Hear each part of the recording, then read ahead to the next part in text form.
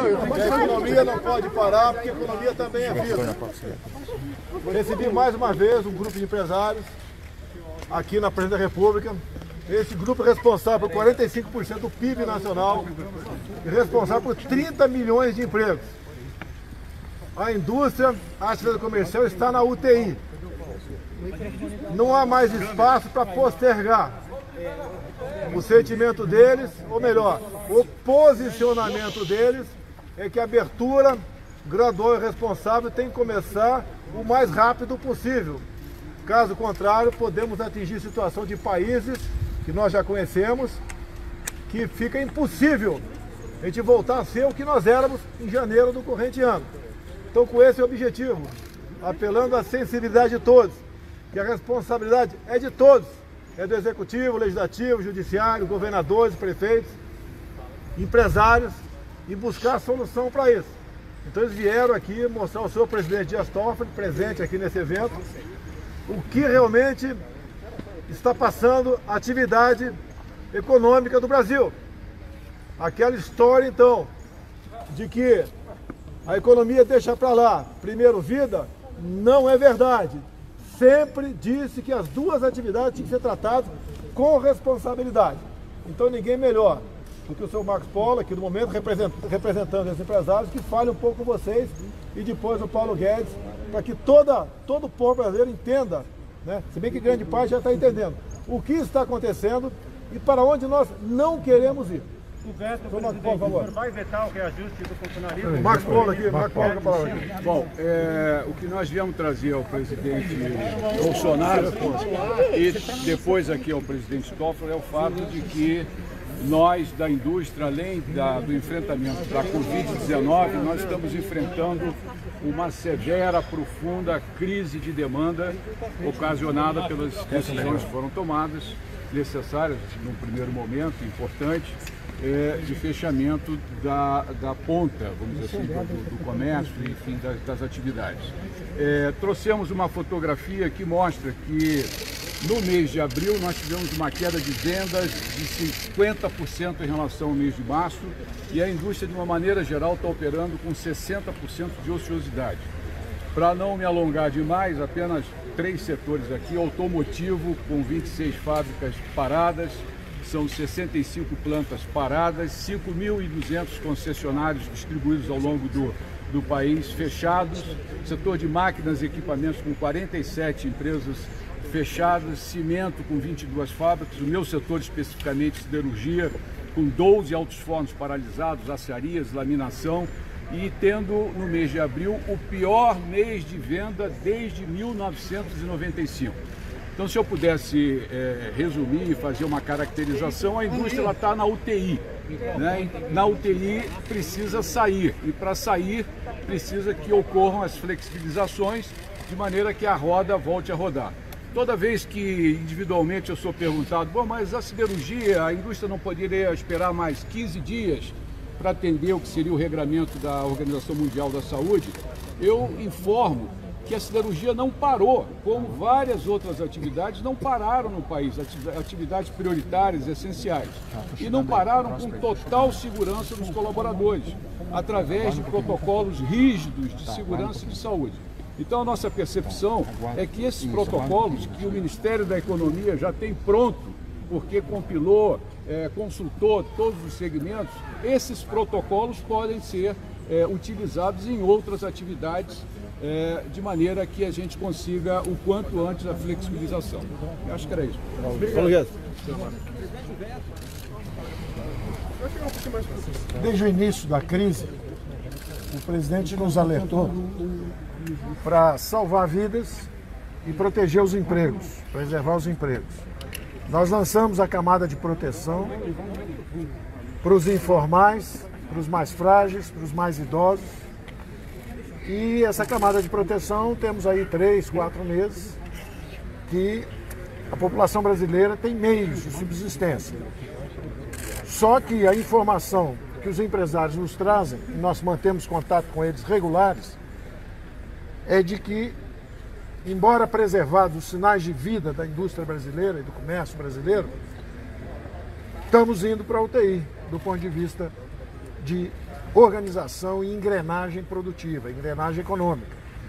Então, na hora que eles nos comunicaram isso, o presidente imediatamente disse, olha, esse é um trabalho que nós temos que fazer juntos, vamos compartilhar essa informação com o Supremo, para que todos vejam que, embora nós tenhamos preservado os mais frágeis e os sinais de vida, de funcionamento da economia brasileira, como disse o Marco Polo, as acearias ainda estão funcionando, está tudo funcionando, a 40% de capacidade. Não faltou comida para os brasileiros, não faltaram os recursos de apoio dos programas que nós lançamos, está tudo ainda organizado. Só que eles estão dizendo o seguinte, há perigo de começar a desorganização. Então, embora nós estejamos protegidos, a população e todos tenham os recursos, o que adianta se daqui a 30 dias apaga a luz, desliga a comida para a produção nacional? Então o alerta que eles deram é muito importante, que é o seguinte, olha, embora haja proteção, o povo ainda tenha o dinheiro na mão, daqui a 30 dias pode ser que comecem a faltar nas prateleiras, pode começar a faltar e desorganizar a produção brasileira. E aí você entrar em um sistema de não só de colapso econômico, mas de desorganização social. Então o alerta é muito importante e eu aproveitei justamente para renovar que num momento como esse, em que a população brasileira está correndo risco, perde emprego, alguns inclusive perdendo a vida, eu renovo o meu pedido de contribuição no funcionalismo público. São 2 anos sem aumento, só isso que nós pedimos.